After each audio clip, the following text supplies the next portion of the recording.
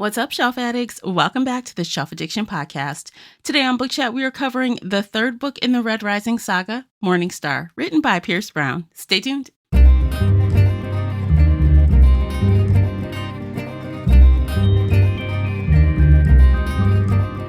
Hey everyone, I am your host, Tamara, and welcome back to the podcast. If you're new here, we're going to feed your shelf addiction with fun book conversations, bookish topics, and more.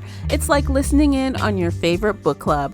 Participate in this discussion by joining the Facebook group Shelf Addiction Official or over on the Book Clubs app. I hope to hear your thoughts on today's show.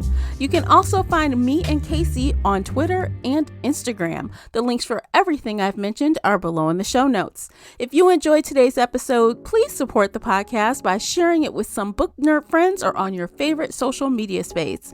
And don't forget to hit that like button and subscribe before you leave. That will really help me out, and I appreciate you for doing it. The uncut video version of this podcast is available right now over on Patreon. Join us there for exclusive videos, including after shows and more. So if you're interested in that at all, you'll need to come over onto Patreon and sign up. As always with Book Chats, we talk spoilers here, so you've been warned. Without further ado, let's begin. Welcome back to another fantasy series discussion. Joining me is my fantasy series co-host, Casey from A Heart Full of Ink. Welcome back, Casey. Thank you. I'm so excited to be here. Yay, I'm glad you're here. This is going to be a fun one. I know it. Can you feel it in the air? Can you feel it in the energy? Feel all the positive vibes, you know? Yes. All right, so today we are discussing the third book in the Red Rising saga, aka the end of the original trilogy. That is Morning Star, written by Pierce Brown. It was narrated by Tim Gerard Reynolds. It was published February 9th, 2016 by Del Rey and Recorded Books. The paperback comes in at 524 pages, and the unabridged audio is 21 hours and 50 minutes. Casey, would you please share the synopsis? If this is the end, I will rage toward it. Darrow is the Reaper of Mars, burned to toil, carved to fight, destined to lead. But he is a broken man. Exposed as a red in a world ruled by golds, he has been captured and tormented until he is something less than human. And yet, he's humanity's last chance.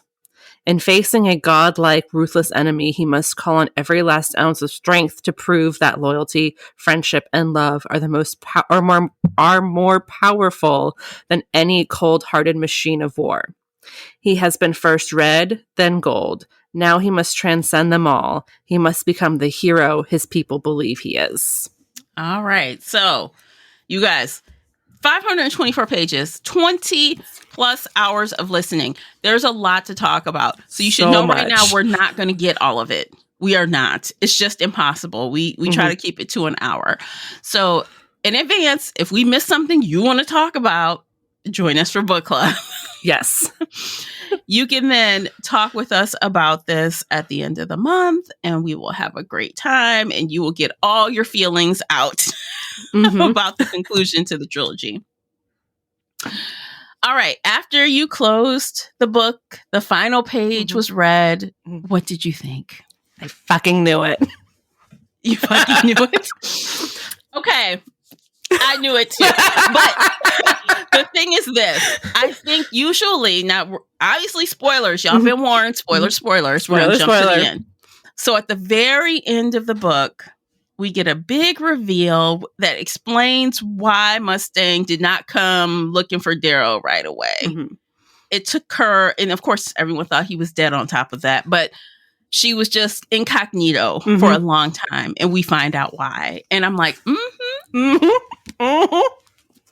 And I usually, and I'll just say it, I usually hate a baby at the end. I usually hate it.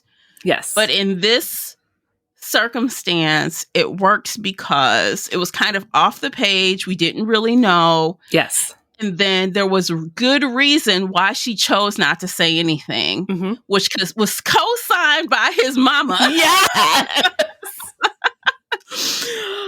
So I loved all of it. I was good with it. I liked it. Yeah, I figured it out when they were with his mother, and his mother gave him a look and kissed the top of his head and then gave her the look. And he's like, what's going on? What was that about? And she's like, oh, nothing. And I was like, this happened in Red Rising. Mama knows everything. Yeah. She's like, you're like, what were you guys talking about? Nothing.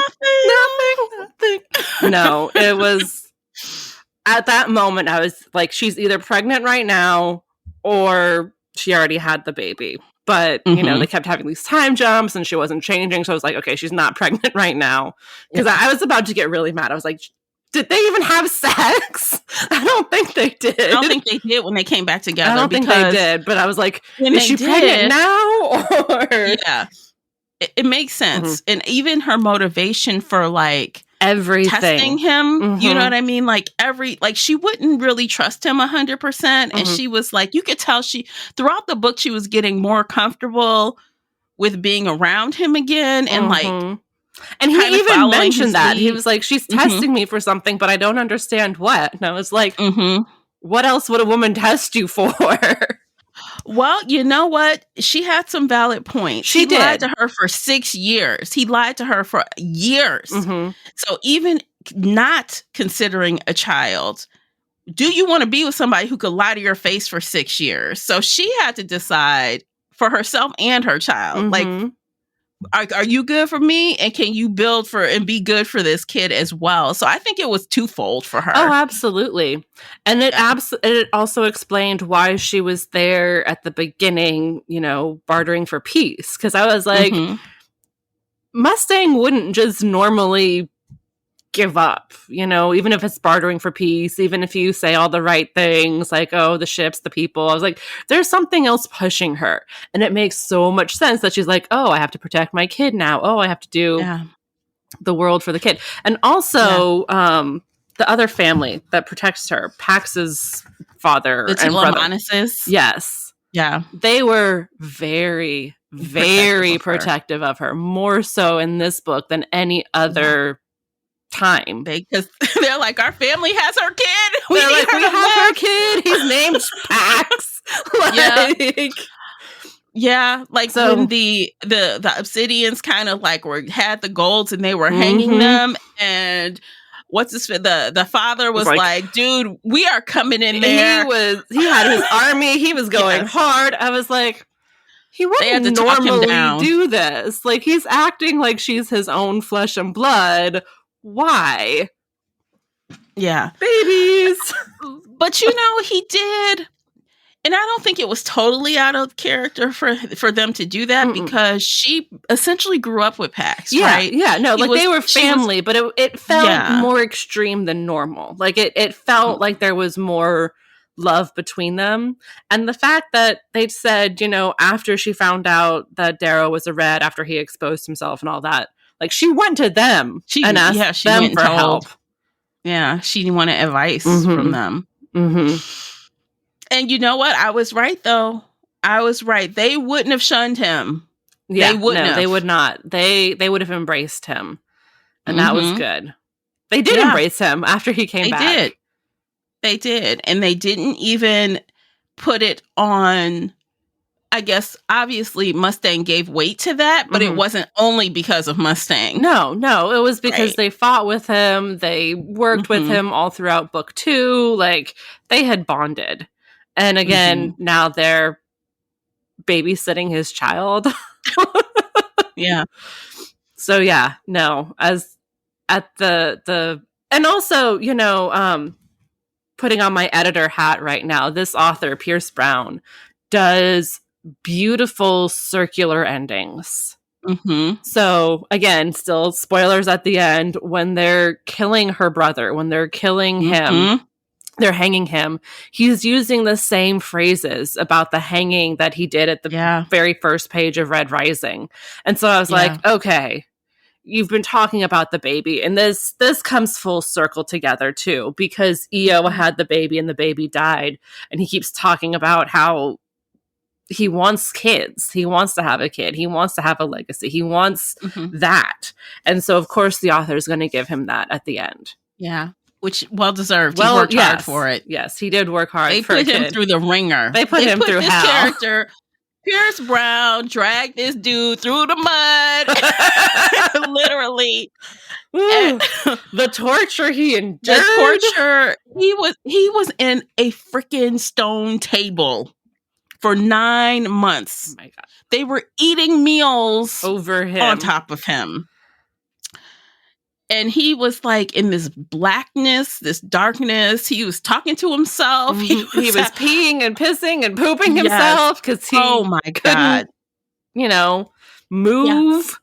So they tortured him for 3 months and then threw him in the table for 9 months. So a year of that. He came out pretty well adjusted for a year of that. Oh, yeah. Oh, yeah. And they did kind of skip over a little bit at the beginning where they're like, okay, we're going to, rebuild your body. We're going to skip a couple months so you can build some muscle. And I'm like, I would still be tortured. I would still be psychologically broken. But I think the thing that helped him get through that better was the fact that the jackal lied. He didn't have his family. Yes. So that helped heal him, I think, faster than anything. Because if he was out of there and then he had to think about his family being dead on top of it. Oh, yeah. If his family had actually died. Which brings us to Severo. Can we talk about Severo? Severo is the road dog. He is your ride or die to no the matter very fucking end. What the jackal did was he decided to air a killing of Darrow. And everyone thought he was dead except for Severo. He's like, no, I don't believe it. I'm not going to stop looking. So he and his little gang of people, they're like raiding places. they're doing all the things trying to find him. And of course they got a little nibble. Oh, they're transporting something important over here. Let's go. I think it's Darrow. And they got him. They got him. Yeah. No, everyone else just thought he was dead. And his one boy, his one friend believed forever. But he also found Darrow's old eyes and put them in his own head. He has his old eyes. And Darrow was like, I forgot how crazy you are, but you keep them, dude. You keep them. He's like, you want them back? He's like, no. Severo stole the show. Like, I love Darrow. I love Mustang. I love this book. But Severo, oh my God. He is the best. He's the best. I would want him at my back because he is so, and it's crazy because he became the new lead of the Rising. His face became that. And he was used to being in charge. And when Darrow came back, it was a hard adjustment for him to step back again. And during that whole time, I'm like, please do not F this up. You've got to talk to him. This is your one true friend. You cannot screw this up. And eventually they had to come to Jesus. That involved a fight. Because they're boys and boys just have to fight stuff out. And then they can cry. And then they can move on. And they did. And they came back to the room and Victor was like, told you it's sorted. It's all good. It's all good. It's all good. Yeah. And everyone's looking like, okay, who's in charge? And, he goes, Darrow's one. And then he says to him, Severo's two. This is what we're doing. And then we're off to the races. Like, it really, really begins, I think, the war progresses after that choice is made. Because two people can't lead. And they were pushing back. Like, Darrow really did not agree with Severo's methods and like his logic because he was in revenge mode. He was still very much kill. Yeah. Everybody's the enemy. Just kill blindly. Yeah. And Darrow's like, no, I love people. I trust people. We can't do that. We can't do it. Like, you want to do what? You want to blow up where? No, we can't do that. Like, no, So he had to reason him down. And as soon as that happened, they were back working like they did back in the day. Which I loved. Okay, so can I also just say, this is kind of off of Severo, but I really love Victra. I still love her to death. Yes. Victra, yes. Love her. That's all I can say. So, like, the whole time, I'm like, okay, when they gonna hook up? So, she originally liked Darrow, but when you could tell, even in the last book, she and Several were like making quips at each other. Mm-hmm. I'm like, oh, something's a cooking. Mm-hmm. And when she comes back to them, you know, they go through this like initiation, almost like a fraternity. Oh my God. To join Several in his wolf pack, right? They're like, their initiation was hilarious. They're in the showers, they jump them, they cut the lights out, they make them drink a bunch of alcohol. Ugh. They're vomiting everywhere. It was like a straight up frat, like they were joining a frat. And it was so funny. And it's just like, after that, they just secretly hanging out here, doing stuff there. I'm like, Yes. He was making eyes at her. She was kind of like, let's do it. And then, no, let's not do it, but let's do it. Yeah. It was hilarious. I mean, she even, you know, of course, Darrow also, she has his back eternally. But, you know, essentially, Several said, I need you to go and look out for him. We need him to come back alive, when they decide to split up and go on different ships. And Victor was like, oh, is this the wrong ship? I don't know how I got here. Oh no, where's the door? And Darrow's like, what are you doing here? And he's like, Several sent you. Okay, fine, you're here. But she's the best. They're Several and her are cute together. Yes. I ship it. I ship it so hard. And the fact that, okay, jumping ahead towards the end, she proposed to him. Yes. Oh, that was so cute. She had to, because she dumped him. It was on her to do it. Oh, yes, absolutely. Because she's like, I'm too broken or poisonous or whatever. And then she beat her sister almost to death in front of him. And was like, see, you can't love me. But then he does crazy shit. And she's like, okay, I can't lose you. They're both crazy. And that's why they belong together. You know? Can I just say that scene where Antonia does kill, what clown? Was that the name? I can't remember the name of the girl she killed while they were captured. Oh, it's not Pixie. Thistle? It was one Thistle. She was with Several and, you know, the Howlers, but she went off and she was with, you know, the wrong side. So, of course, she was captured. And instead of, she's threatening, I'm going to tell everything. I'm going to tell them. And the next thing you know, and Victor saw it, she's like, she's going to kill her. They're making a run for the cells. And by the time they get there, Antonia has murdered that woman. Through the bars. Like, they're in separate cells. She's reached through her head, pulling her head and banging them against the bars until her head was decimated. Yeah. Because imagine, these golds are strong. They are ultra strong. And so what ends up happening is Victor runs in the cell and basically beats her sister to a pulp right in the face. And even Darrow is saying how she's like using the force of her legs like they were taught to like go in on her face. And it was a pulp. It was like she beat her so bad. I'm like, damn. Several had to pull her off her. Yes. Like, it was insanity. She would have killed her. I'm like, God damn. Almost did. Like, the doctors thought that she had been in a ship accident, like a car accident. Like no, she just got her ass beat by her half sister, which, you know, she shot Victra in the spine so she couldn't walk 6 times, and then she poured acid all over her back and tortured her psychologically for a full year. Everything that Darrow went through, Victra went through too. Yeah, so I know she wanted revenge on her anyway, but I think that was the straw that broke the camel's back. She just couldn't take it. She ran down there.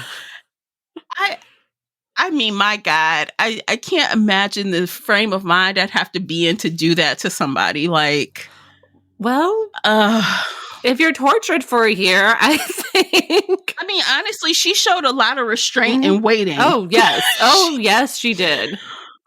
Yeah, like when they went for Rogue, you know, Darrow was like, you prime, you okay? She like, yeah, we can get Rogue first and Antonia second. I'm a team player. I can wait. I'm like, okay. And then Antonia decided to run away. Yes, her ass ran away, and that caught up to her at the end, though. Mm-hmm. And it did. But there's so much action, so much. many things. Oh, I love it. I loved how honestly, Pierce Brown is a stellar plotter. Yes. Like, for example, I'm going to jump to like the craziest part of the book to me. And there were so many crazy parts, but and of course we jump around. Y'all know we jump around. That's how we do. But the part when it seems like, they decide to let Cassius out. Oh, Jesus, not that moment. They decide to let him out. He swears he won't do harm. And then he attacks them and gets the upper hand. Now, wait. So this whole thing goes on. It goes on and on and on and on. Can I just say, when he killed Severo, I screamed into a pillow and started crying because Severo is my man. I love him. Yes. And I was like, Darrow, how fucking dare you trust another gold? We just watched this with Roke. This would never happen. You need to kill Cassius. Like, did you learn a lesson, motherfucker? That's what I was saying. I was like, no. You needed to murder Cassius, not let him out. I know. I was like, he kept saying, you know, this is your choice. You want to do this, Severo? And thinking back, he's like, you sure you want to play this out? You know, they had already decided. So fast forward. And of course, Darrow loses an arm. He loses his hand, his right hand, which we find out later was not part of the plan. No. But we find out that Cassius was playing a role the whole time. I'm like, now look, this is how Pierce Brown tricked us. Yes. Because this whole time we have been privy to Darrow's plans. We've really not been too surprised. I feel like we've been in the passenger seat of his plans. But at this point, the author decided to misdirect the audience. He tricked us. He absolutely did. He did. Yes. And he kind of told us what he was doing, but in such a way that you wouldn't think about it. So there was that really brief, like, it was barely a paragraph long where they're like, Mustang told us our plan. We laughed at her. We talked about it. And then we left the room. And like, that was all the description we got. Yes. And we didn't know anything we knew nothing. And that's why I fully believe that Cassius was evil and needed to be murdered. And I was like, how dare you trust another gold? I believed it. And he was so like, I will not hurt you. I will leave. He even was like trying to be sad about not getting a hug from Mustang. And then his ass go turn around, you know, shake hands with Severo and then yank out his gun and shoot him 6 times and there's blood everywhere and I'm screaming like look, a whole 2 minutes I forgot what happened. I'm like, wait a minute, he died? No, he doesn't die. That's what I kept saying. But like, I was like, okay, so the chapter right before this chapter was the wedding. And during the wedding, everybody was happy. And I was like, God fucking damn it. Something very terrible and tragic is going to happen. Because you're having this very happy moment. And now one of them is going to die. And then he dies in the next scene. And I was like, I hate this. Like, I know. And I'm like, poor Victor. You just got him. Like, you just got over all your fears. Now he's dead. Like, no. But I should have known, because I feel like even though what was happening was like in the now, right? So Darrow was thinking, what to do now? He didn't like have any kind of horrific reaction like I expected. So that should have been a clue to me. Like, he was I was too much in the zone with him to think about that. But I was screaming at him, like, how dare you trust your friend? We've seen this how many times in how many books now? I know. Where you trust somebody and then they still turn around and do this shit to you. Well, you know, that's the thing. They had this whole scene before that, before the wedding, where, you know, when Roke killed himself, they had to have a funeral for him. And then Darrow and Cassius watched videos in Roke's quarters, and they had memories about the Institute. And it seemed like the blood feud was done, right? It seemed like, right. So you had this thing where, well, I guess it didn't work with Rogue, but maybe it might work. Maybe he can get that friendship back with Cassius. And then Cassius turns and does that, which flips the script on all of us. Mm-hmm. Mm-hmm. And then we find out he's like, how is my acting? He's like, well, I still lost a bloody hand. Yeah, he's like, that was not in the plan, but I mean, you had to roll with it. What can you do? You can't say, don't cut off my hand. I need my hand to kill you later. I know, but it was genius because that got them right up with Octavia. That got him right in her face. Same with Asha. They were right in their faces, and there were 4 against 2. There was no way. And although Asha, she is like, if you remember from book 2, she learned from the same teacher as Darrow, and she is the best of the best. It's very hard to beat her because hell, even what's his face died. That made me cry. I was so sad. I'm like, no. Why? What's his name? It's like Ragnar. right on the tip of my tongue. Yeah, Ragnar. So I'm looking in the book at the list of characters. Thank you. So Ragnar died trying to defeat her. And I'm like, you 3 are about to fucking lose. This bitch is about to win over the 3 of you. And then at the last minute, Cassie is like, throws a syringe at Darrow. He's like, hurry up. Wake up, Get up before she kills us.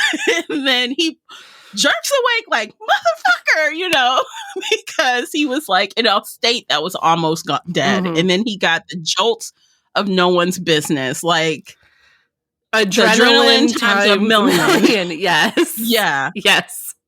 And he jerks awake. He was so dead they actually couldn't feel a pulse. And this is a callback to Red Rising. This was the same thing that they gave Darrow when they snuck him off and everyone thought he was dead. Yes. Yes. See? Yeah. Pierce Brown does these circular endings where, the 3rd book reflects the 1st book in so many ways. And even, the beginning, when Darrow was being rescued from his prison, they gave him a shot of this to help him walk out because he was too weak to even move. And they're like, we can't. So the people they sent, the 2 siblings they sent for him, they're like, we can't carry your ass. We have something for you. Can you walk? We need you to walk because there's no way. 7 feet or however tall he is in his heavy muscle mass. And even though he's thin at that point, he was still heavy. He's still a gold. He's thin for a gold, but still. I mean, he's basically a skeleton at this point because he was emaciated. But yeah, you can't carry that.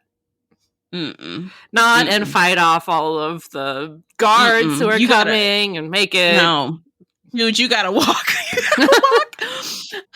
Okay, so let's take a quick break. We're 30 minutes in already. Oh God! So we're gonna barely scratch the surface of the story. I know we barely scratched it. We've barely scratched it, but we're going to have a quick break. You guys check out these commercials. By listening to those, you are supporting the podcast. And guess what? If you don't like commercials, you can head on over to Patreon and sign up there, and you can watch us on video, and you can get all the stuff I took out of this episode. So stay tuned. We'll be right back. Today's episode is brought to you by the Shelf Addiction merch store.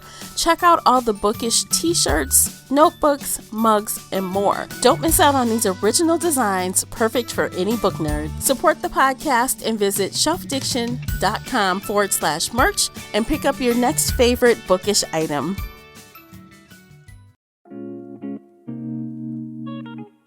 All right, welcome back, guys. Casey, where do you want to go next? I don't even know. That final battle scene was just so much. It was epic. I will say, just random note, I'm surprised Lysander was still alive. I thought his grandmother was going to off him because he was a weakness for her after he got kidnapped at the beginning of book 2. So I just assumed she was cold-hearted enough to kill him. But no, he's in the room learning from her. But you can also tell that she was kind of bored with him. The way interacted with him, it was like, what's her problem? She got a problem with him. Well, yeah, like he's 10 and she just doesn't care. And that's why I thought she was going to kill him off, like get rid of her weaknesses. But no, she kept him. Yeah, well, he's a little older. Was he 10 at the time they kidnapped him? I thought he was 10 now. I thought he was 8 when they kidnapped him and 10 now. I'm not sure. Okay, but that kid is smart. He's very smart. He's very smart. He was the one. So just to talk about him a little bit, he was the one that after they had taken out his grandmother, he was distraught, obviously, but he was smart enough to figure out, we'll put Mustang, she's a conqueror. She didn't come in here and, annihilate us. She conquered us. It's him speaking. It's him, because of who he is, what he's saying, the fact that he supports that has some weight to what they're trying to do. Yes. Even though he's a child. Yes. But he's still the grandson, and I like that they let him live. I like that Cassius took him under his wing. I know. But what do you think? Do you think that is good or bad? Because Severo says this is like something that's waiting to come back and bite you later. Severo thinks he should have been killed. I think they needed to keep him alive to prove that they're different. And I think Cassius might be able to help him. And Cassius will, try to shape him into a new Julian. Okay. I have to have hope. Yeah, I hear you.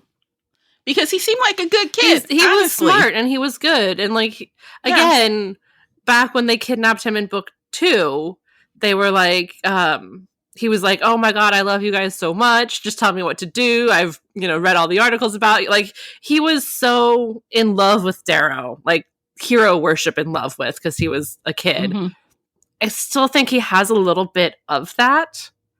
And so I think, as long as he's nurtured and loved and taken care of, I don't think he's going to come back and try and steal his birthright or whatever. I don't think he's going to come back for the throne. Well, we shall see. I want to see what happens to him, because we know these books continue. And I know there is a very big time jump between this book and the next book, which is Iron Gold. So we'll see him again. That's all I'm going to say. We'll see him again. He's not gone. Because Cassius isn't gone. He let him, I still am shocked about Cassius. I am very shocked about Cassius. Even when we had that plot twist moment where he was like, how's my acting? I was like, excuse me, what now? You changed? You changed? Roke didn't change, but you changed? But you did. And the thing is, though, and this is the thing about Darrow, I feel like thinking back to the beginning of Red Rising, that turn with Cassius happened early to me. In my opinion, in my mind, they didn't develop that type of relationship. Like, they were cool. They were on the same team. They liked each other. But were they brother status at that point? It just seemed like Darrow was wanting more than I thought it was at the time that their relationship broke down in Red Rising. That's what I thought. But then when they were watching the videos, Darrow was talking about how they were brothers, how they thought they ruled the world. And I guess we did just kind of skim over some of those months and those plot points. And so, but the whole time, Darrow's like, I killed your brother and you are going to want to kill me for this. And then it did fall apart. You're right.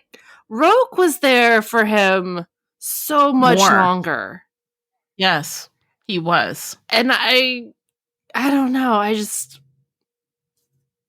don't know. You're right. But what else? There was a secondary reason that turned him, not just Darrow. Because Cassius showed the videos. He's like, you lied. You went in here and killed my family. Yeah.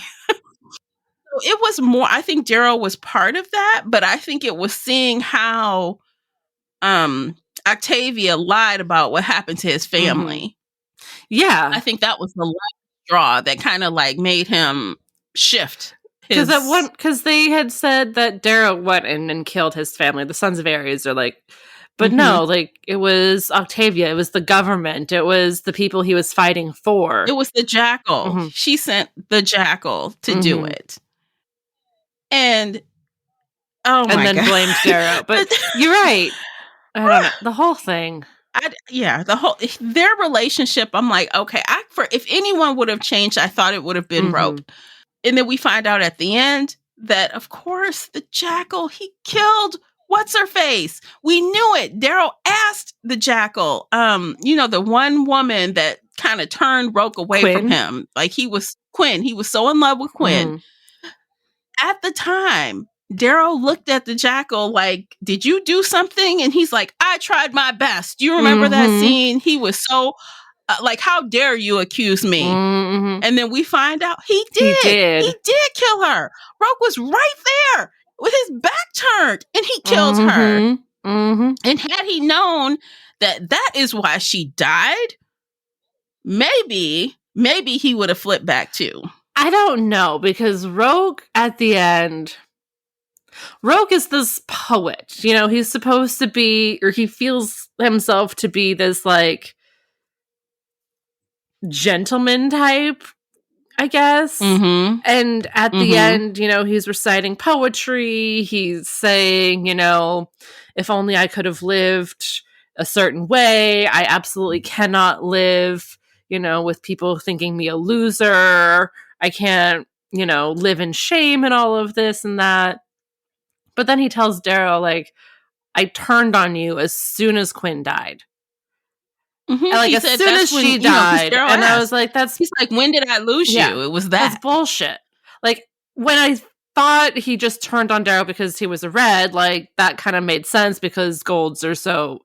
But the fact that he turned on him when Quinn died, that was so early in book 2. I know. They were But months. he thought that Darrow used and discarded people. That was his opinion. Like, you're getting your friends killed. And Darrow's the one person who, like, doesn't want everybody to die. He's the one who keeps track. Like, he keeps an actual tally of all of the lower colors who are dying, whereas all the golds are like, 800 little people, whatever. It doesn't matter. Yeah. And Darrow's the one who, like, holds on to that. So it was very... Again, if anybody was going to change, I thought it would have been Roke, but I think it's absolutely amazing how detailed all of these characters are and how unique all of them are. Roke and Cassius and Darrow went through the same shit in Red Rising, and all 3 of them turned out very, very differently. And they have very strong, very different personalities, and they view the world very differently. Yeah. I think it's wonderful. Yeah. Character development is so beautiful. I know. And they did change. They all changed. They all grew in different ways, some for the better, some for the worse. But I do feel like some of the women didn't have as much growth. Like, for example, yes, Victor made growth with her fear and, like, capturing her fear and being able to allow herself to be in a relationship, right? But her core personality is the same. Same with Mustang. I feel like she also had fear of being in a relationship with him. Fear of that. They kind of had similar fear as far as that is concerned. But her core personality is still the same. She's still the smartest person in the damn room. But the men, they seem like they changed drastically more. So, I don't know. There's something I noticed. Yeah. And I mean, yeah, you're not wrong. They're not changing. Yeah. They're developed. They're not wilting flowers. They're not damsels in distress. They're kicking ass, but they're not really growing or changing. Like, they are a little bit. They are accepting, like, as a gold, I can't rule everybody. I can't be the supreme leader of the universe because I'm gold. Like, they're accepting reds and they're bonding with reds, but it's still, they didn't have as big change. As an opposite, though, like, just to be a devil's advocate in here, let's just throw something in for food for thought. So Darrow, when he begins after, when we start, like, he seems a little softer, right? He's down, he's out. He doesn't, know what he wants to do or how to do it. And then he becomes strong again. He gets into his own and he becomes strong. The women, they are strong. They get, but they have to learn to become soft in a way. So it's the opposite. Yep. And you know me, I love strong women very much. So I was down for both of them. Both of them I loved. But I'm like, did they have to develop in the way that they had to be soft? They had to accept the relationships. They had to want them. They had to want the kids. But that's just me being critical. I still liked it. No, it's good to be critical, and it is good to question even stories you love. Like, question everything. Think about what's being done and why.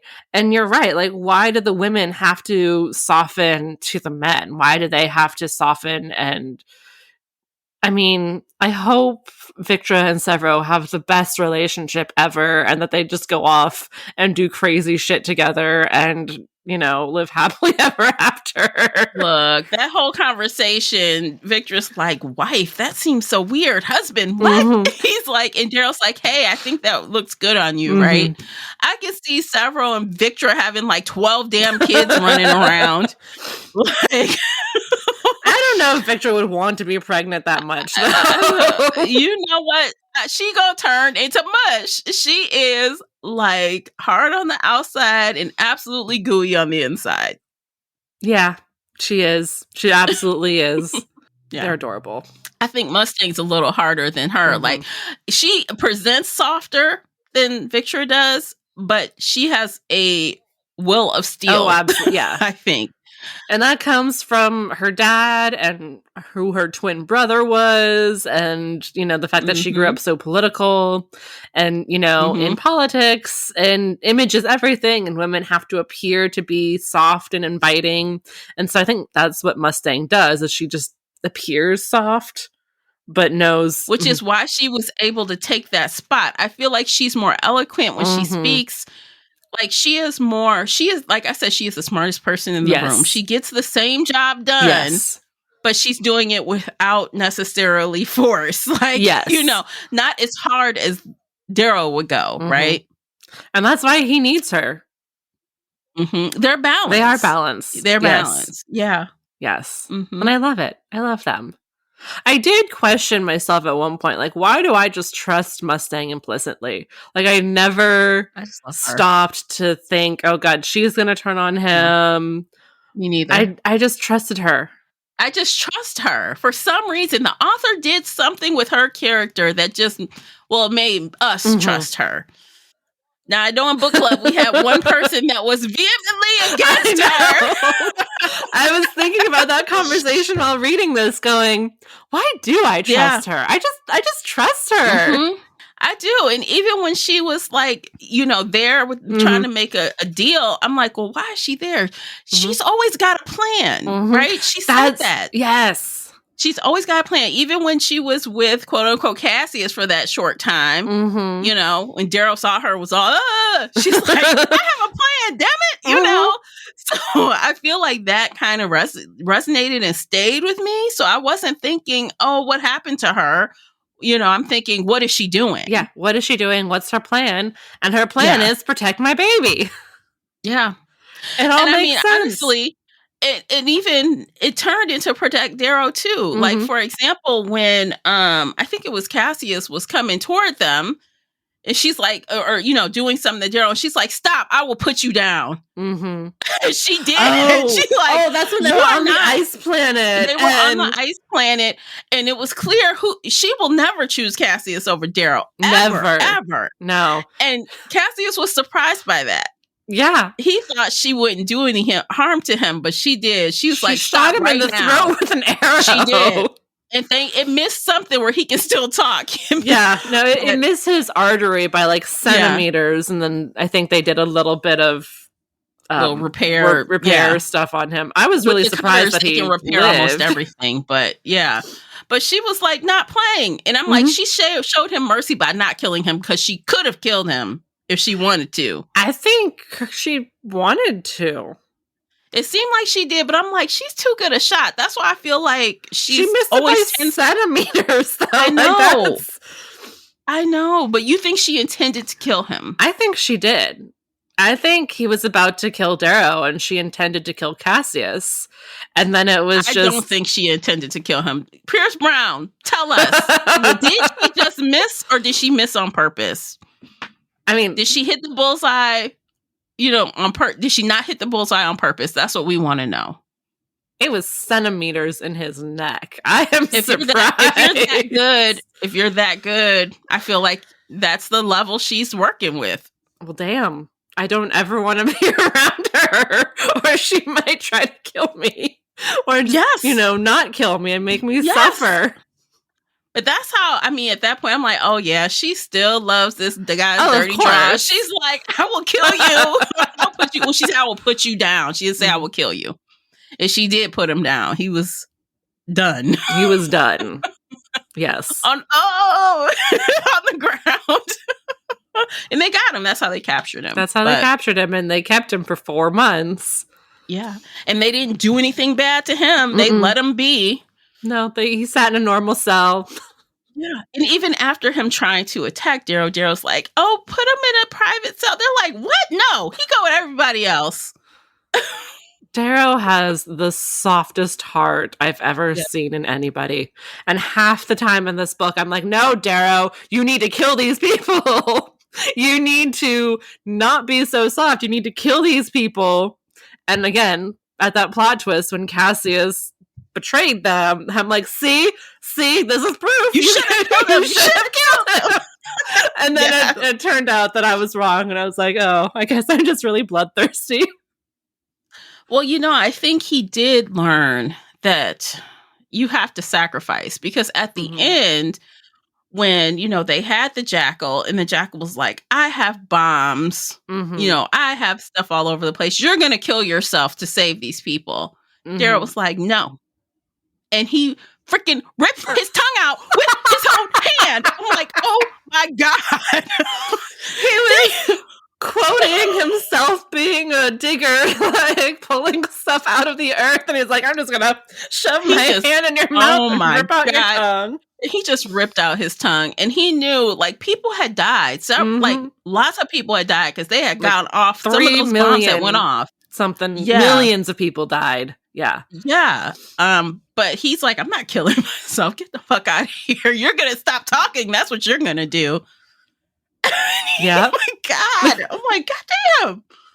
We are ripping out tongues and beating people's face in. We are doing the most in this book. And I loved every minute. I loved every minute of it. Yeah. This was fantastic. Yeah. This is a great pick. Thank you for making us read this trilogy. I'm so happy you liked it. I am beyond over the moon, because I was like, I felt like this was a risk. This is something that you don't usually read. Not usually. Yeah. But I absolutely love it. And the writing style, Pierce Brown has a beautiful brain. I'm in love with his brain right now. Mm-hmm. I agree. That's how I felt the first time through and the second time through. I love this just as much as the first time. It holds up. It holds up. And I feel like I could read this again in another 6 years and still enjoy it. The fact that these books span 6 years baffles me. But also, I really appreciate that he put all of that time into space travel. It's going to take us 48 days to get to Jupiter or whatever. We need to travel another 3 months to get to this place. And I really appreciated that. And it didn't feel like it slowed anything down. I didn't feel like I missed anything when you went, 3 months ago, we left spot. Now we're here. And I was like, okay. Yeah. No, it was great. He's really good at even world building. I feel like the world building was on point without it being overly, so much that you're like, WTF, what is this? It wasn't, his pacing was really good as far as giving us just enough of this, just enough of that. And it just it melded so well. Yes. Yes, it did. We have personal relationships, and we have violence and politics. So and many war politics. And betrayal. And there are so many themes packed into these books. Friendship. Yeah. The power of friendship is like, oh my God. Found family. Yes. Oh, yeah. Yeah. Yeah, it's like outrageous. And also, outrageous in a good way. But also, I have to give props to Tim Gerard Butler. This guy can read a fucking book. He can read a book, let me tell you. This man, some of the songs that they were singing in earlier books, he was actually kind of singing the songs. He has a great voice. You can tell the difference between Victra and Mustang, and you can tell the difference between Roke and Darrow and Cassius. He changes his voice. That is amazing. When he was speaking for the Telemanuses, you can tell when he was speaking from Ragnar and Ragnar's sister. Ooh. You can tell. I mean, he doesn't he doesn't falsetto his voice. He just changes it. It's crazy. It's the craziest thing I ever heard. He is very good. That is amazing. I would listen to him. If I saw his name on something, I would listen to it in a heartbeat. He's that good. That's amazing. But, like most audiobooks, I did need to speed it up, though. Because, I think they talk slow on purpose. I think they do that on purpose. So I wonder if they slow it down. If they speak at a natural voice, but then slow it down. Oh, for the final edit? Yeah. I don't know.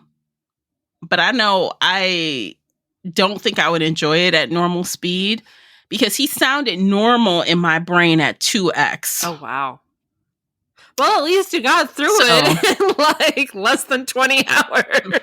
Yeah, I cut it in half. But, I went back and forth between this and the book. And I enjoyed both variations, and I appreciated the audiobook because I knew how to say Severo. I knew how to say Telemanus. I knew how to say Ragnar. And, some of the names were different, but when you hear how the narrator says them, assuming he's saying them the way the author intends them to be said, that helps, I think, a little bit. So yeah. I props for the audiobook. Yay, audiobooks. Yes. I'll have to check it out when I do my reread then. I think you would like it. I really do. I know you're not full in love with audiobooks, but I think if you were to give it a try, I think you would like this version. I mean, he has that deep voice and you could hear Darrow, the Reds kind of almost have an Irish sounding twang to their voice. Ooh, okay. A little bit. It sounds Irish to my ear. But the Golds don't. It's gone. You don't hear that at all. Oh my God. I love voice actors who can do little things like that. I was watching an interview with Mike Myers talking about Shrek and how he picked Shrek's accent. He went Scottish because he was the Scottish are hard workers. And I imagine in this world, Shrek is a hard worker. It was a really interesting interview. But anyway. Well, maybe it's Scottish. It could be Scottish. I don't know. I don't know. Tell Irish from Scottish. I'm American. I can't tell. But I can tell you it's just enough to the ear where you can tell, we know that a different type of color is talking because they sound a little different. That is amazing. Even the pinks, they sound a little softer. When he talks about the pink who open the door. They were trying to get to Roke through the door. Yes. And the pink opens the door and she's smiling. Yes. His tone even changes a little bit when, he's describing that moment. I'm like, I love that. I love when they put all that inflection, just in the regular narration. So it's not just monotone words on a page, but a happy moment. She's smiling. It was a soft moment in the middle of this frantic battle.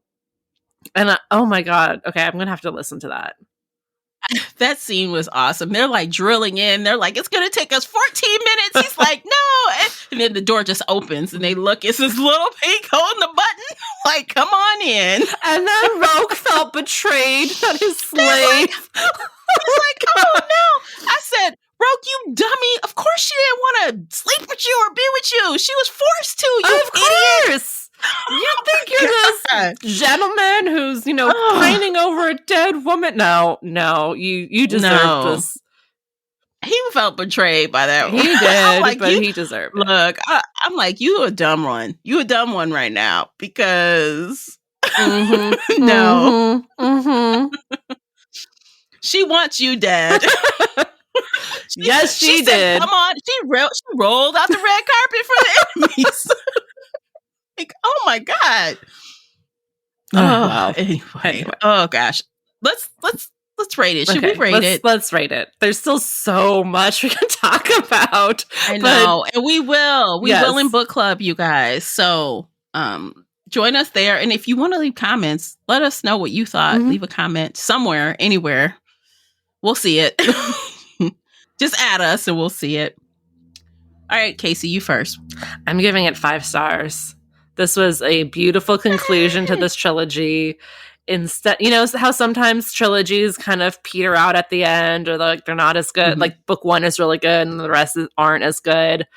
No, this one was just as strong, if not stronger. The character development was beautiful. All of the circular endings and the throwbacks to the previous books. You know, yes, I fucking knew it that she had the baby, but that's just me picking up on these notes that he left us. Like, he literally, you know, they made that eye contact, and I was like, that eye contact is exactly what happened in Red Rising. So, baby. So, I love it. I could keep talking about this for hours. Yeah, me too. I too rated 5 stars. It deserves it every star plus. Yes. It's so spectacular, so entertaining, so I found myself immersed in this. Yes. It was not easy to pull me away. I wanted to know what is happening next. What now? What else could happen? All the things. So I loved every bit of it. And I do recommend this trilogy for a lot of people. And I remember when we started, I still give the same disclaimer.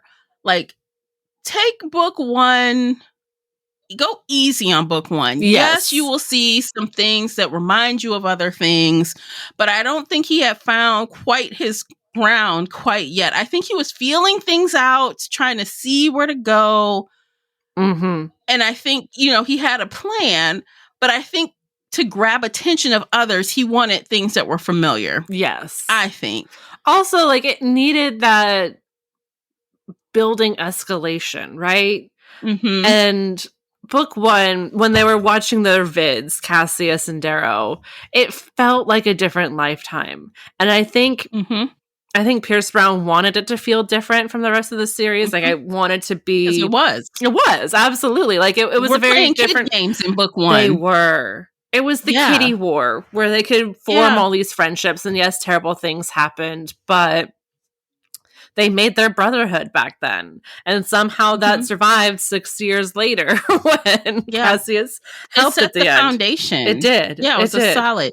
And I know, like, it's easy to be like, oh, this sounds like something Hunger Games. Oh, this sound whatever. This sound that. It's easy to do that, but give it a chance. Because I feel like when you get into book 2, it's going to open up in a way that is unexpected. Yes, absolutely.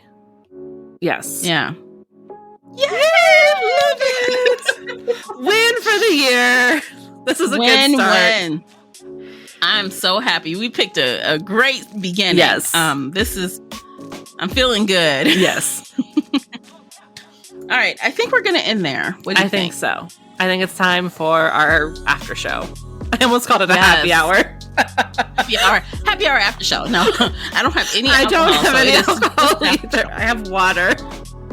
All right. So if you're still listening to the sound of my voice, you're going to want to know what we're talking about in the after show. So you're going to want to know we're talking about some book drama, world drama right now. So head on over to Patreon so you can listen right now. In the meantime, we will see you guys in the next one. Be sure to subscribe and like before you go. And we'll see you next time. Take care of yourselves. Bye guys. Everybody.